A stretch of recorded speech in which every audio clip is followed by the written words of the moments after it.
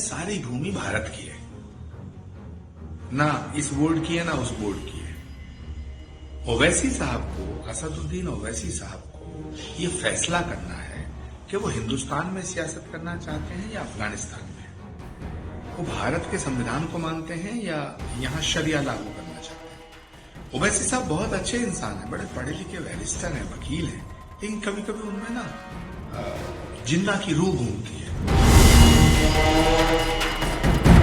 देखिए, मंदिर के पंडे पुजारियों के लिए और जो भी कर्मकांड से जुड़े लोग हैं, अगर उनको भत्ता देने की बात केजरीवाल जी कह रहे हैं तो ये तो एक अच्छा फैसला है, लेकिन अब सरकार किसकी बनेगी किसकी नहीं बनेगी ये एक बड़ा सवाल है। सरकार बनने के बाद अगर पुजारियों को भत्ता मिलता है, उनके जीवन यापन करने के लिए कोई धन की व्यवस्था होती है, तो बिल्कुल ये तो सराहनीय कदम है, मैं तो इसका स्वागत करूंगा। अगर संभल श्री कल्की धाम में कल संतों का एक चिंतन मनन और मंथन का कार्यक्रम है, चिंतन मनन और मंथन, और उसका विषय है संभल और सनातन। संभल और सनातन का रिश्ता क्या है, संभल और सनातन में संबंध क्या है, सनातन से संभल का क्या संबंध है। संभल एक पौराणिक भूमि है, संभल एक ऐतिहासिक भूमि है, संभल वो भूमि है जहां भगवान का अवतार होना है, और अवतार से पहले के चमत्कार साफ दिखाई दे रहे हैं। नरेंद्र मोदी जी का जब से संभल की धरती पर कदम पड़ा है, नरेंद्र मोदी जी के कदम जब से संभल की धरती पर पड़े हैं, संभल में नए नए चमत्कार हो रहे हैं। तो मुझे लगता है कि भगवान का जो अवतार है वो अब जल्दी होगा। अच्छा, असदुद्दीन ओवैसी ने जो पुलिस चौकी संभल में बन रही है, उसके लिए कहा कि वो वक्फ बोर्ड की जमीन है। देखिए, भारत में सारी भूमि भारत की है, ना इस बोर्ड की है ना उस बोर्ड की है। ओवैसी साहब को, असदुद्दीन ओवैसी साहब को ये फैसला करना है कि वो हिंदुस्तान में सियासत करना चाहते हैं या अफगानिस्तान में। वो भारत के संविधान को मानते हैं या यहाँ शरिया लागू करना चाहते हैं। ओवैसी साहब बहुत अच्छे इंसान हैं, बड़े पढ़े लिखे बैरिस्टर हैं, वकील हैं, लेकिन कभी कभी उनमें ना जिन्ना की रूह घूमती है, जिन्ना की आत्मा आ जाती है। तो इस देश को तोड़ने की बात ना करें, हिंदुस्तान के मुसलमानों की रहनुमाई करने की बात कर रहे हो तो हिंदुस्तान के मुसलमानों को धोखा ना दें।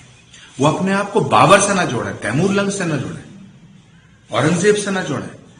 दुर्भाग्य की बात यह है कि ओवैसी साहब अपने आप को औरंगजेब, बाबर, तैमूर लंग इनसे जोड़ते हैं। उन्हें वीर अब्दुल हमीद, अशफाक उल्लाह खां, मौलाना आजाद, एपीजे कलाम इनसे जोड़ना चाहिए। पूर्व की भांति सारी व्यवस्थाएं थी, त्रिस्तरीय सुरक्षा घेरा बनाया हुआ था, उसके साथ साथ 32 मजिस्ट्रेट भी लगाए हुए थे। हमारी सारी की सारी 10 के 10 जो कंपनी है वो भी लगी हुई थी, तो सकुशलता से संपन्न हुई है। और पीस कमेटी की बैठक हमने की थी, तो सब लोग हमेशा चाहते हैं कि चीज़ें शांति से हो, तो दोनों समुदाय के लोग सौहार्द से, शांति से, आराम से रह रहे हैं सभी। सर, वक्फ बोर्ड की बात करें, उसमें एक मुकदमा भी पंजीकृत किया गया, क्या पूरा है? जो हमें इरेगुलरिटीज़ मिलेगी उसके ऊपर हम विधिक कार्रवाई कर रहे हैं, उसी के क्रम में किया गया है। सर, जिस तरह से कुएं की खुदाई चल रही है, क्या क्या महत्वताएं हैं उनको कि जो कुएं की लगातार खुदाई चल रही है के बाद? देखिए, सभी का जीर्णोद्धार तो आवश्यक है, और वाटर कंजर्वेशन के लिए भी कूप और तीर्थों का जीर्णोद्धार आवश्यक है, तो उसी के क्रम में पूरा कार्य चल रहा है। क्या सर सूचीबद्ध तरीके से एक के बाद एक खुदाई चल रही है? नहीं, ऐसा नहीं है, हमारे पास पूरी सूची है, जो मिलता जाता है। जैसे अभी हमें 34 तीर्थ मिल चुके हैं, पहले 24 मिले थे, फिर 29 हुए, फिर 32 हुए, अब 34 हुए। तो लगातार रेवेन्यू मैप को हम ग्राउंड पे इम्पोज कर रहे हैं, और कूप लगभग सारे मिल चुके हैं, तो उसी क्रम में खुदाई भी हो रही है। जैसे सर कहा गया कि 19 कूप मेन है संभल के अंदर, कि उनमें से भी कुछ कूप मिले हैं? सारे मिले हैं लगभग। एक दो दिशा भ्रम है कि ये हो सकता है, ये हो सकता है, क्योंकि उस समय जो लंबाई या दूरी जो तय की जाती थी वो धनुष के माध्यम से होती थी, और धनुष हर काल के अंदर अलग अलग लंबाई का होता था, तो वो उस समय का माप था। उसे वर्तमान में जब रेवेन्यू मैप के ऊपर हम प्रोजेक्ट करते हैं तब जो चीज़ निकल के आ रही है उसको पूरी तरह वेरीफाई करते हैं, 3-4 लोगों की टीम वेरीफाई करते हैं, उसके बाद फाइनलाइज करके फिर तय करती है कि ये तीर्थ है या ये कूप है। सर वक्फ बोर्ड में जो फर्जी मामले पाए गए उसमें एक अज्ञात के खिलाफ एफआईआर क्या पूरा मामला है, कितने लोग खिलाफ है? एक 3 सदस्यीय कमेटी जिसमें हमारे एसडीएम संभल, सीओ संभल साहब और ईओ संभल थे, उनके द्वारा 29 तारीख को आए एक प्रतिनिधि मंडल द्वारा जो दी गई कुछ कागजात थे, उनकी जांच की तो जांच में ये पाया गया कि वो कागजात ना ही उनकी कोई चौधरी से कोई मेल खाता है, ना ही वो किसी कॉम्पिटेंट रजिस्टर के अंदर यहाँ पे लोकल रिकॉर्ड्स में दर्ज हैं, और ना ही वो किसी प्राधिकृत अधिकारी द्वारा सर्टिफाई किए गए हैं। उसके आधार पे वो डॉक्यूमेंट फर्जी पाए गए और उसमें उसी के आधार पे पुलिस द्वारा कल एक अभियोग भी पंजीकृत है किया गया है, जिसमें कुछ जिन लोगों द्वारा छेड़खानी की गई है उन कागजात के साथ में और फर्जी कागजात तैयार किए गए हैं उनके खिलाफ गिरफ्तारी की जाएगी। और सेक्शन 56 जो वक्फ एक्ट है उसका जिसने वायलेशन किया है, जिनके द्वारा वक्फ के नाम की कुछ ज़मीनें भी हैं वो भी बेचने के प्रकाश में आए हैं, तो इस तरीके की जो भी सूचनाएं हैं पुलिस द्वारा प्राप्त की जा रही है। कुछ कागजात भी हमें प्राप्त हुए हैं जिसमें लोगों के द्वारा सूचना दी गई है कि कुल 52 बीघे ज़मीन है, वो वक्फ के नाम की है, उनको बेचा गया है, तो जल्दी उन लोगों के खिलाफ भी अभियोग पंजीकृत कर कार्रवाई की जाएगी। बनाए गए हैं, कैसे वक्फ बोर्ड के ये अभियोग अज्ञात के खिलाफ दर्ज हुआ है और विवेचना के अनुक्रम में जो भी विधिक कार्रवाई है सुनिश्चित की जाएगी। Thank you. ठीक है, तो क्या मामला है?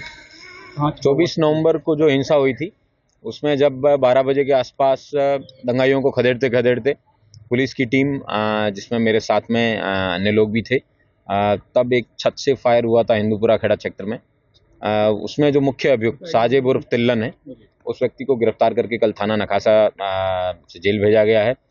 यह व्यक्ति लंबे समय तक हाइडिंग में रहा, जब से इसको पता चला कि पुलिस खुफिया सूचना के आधार पर उसको ढूंढ रही है। पहले ये दिल्ली में कुछ दिन लक्ष्मी नगर में रहा, फिर उसके बाद जहांगीरपुरी क्षेत्र में रहा, लेकिन पुलिस ने समय रहते उस मुखबिर की सूचना पे इसको गिरफ्तार करके इसको जेल भेजा गया है। इसके पास से 12 बोर का तमंचा और जो कार्ट्रिज उसके पास से 2 कार्ट्रिज भी मिले हैं और इसको गिरफ्तार करके जेल भेजा गया है। इससे पूछताछ में इसने कई अन्य नाम भी बताए हैं, उन सब नाम को भी शीघ्र ही प्रकाश में लाया जाएगा और उनकी शीघ्र गिरफ्तारी सुनिश्चित की जाएगी। दिल्ली से कोई इसका लिंक निकल रहा है कि अन्य साथी इसके? इनके कई रिश्तेदार हैं, वो अपने मामा वगैरह हैं, उनके पास ही रहता था।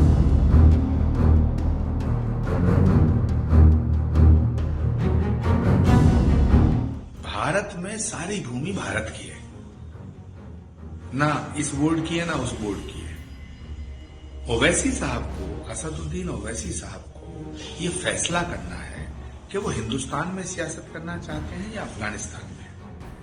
वो भारत के संविधान को मानते हैं या यहाँ शरिया लागू करना चाहते हैं। ओवैसी साहब बहुत अच्छे इंसान हैं, बड़े पढ़े लिखे बैरिस्टर हैं, वकील हैं, लेकिन कभी कभी उनमें ना जिन्ना की रूह घूमती है।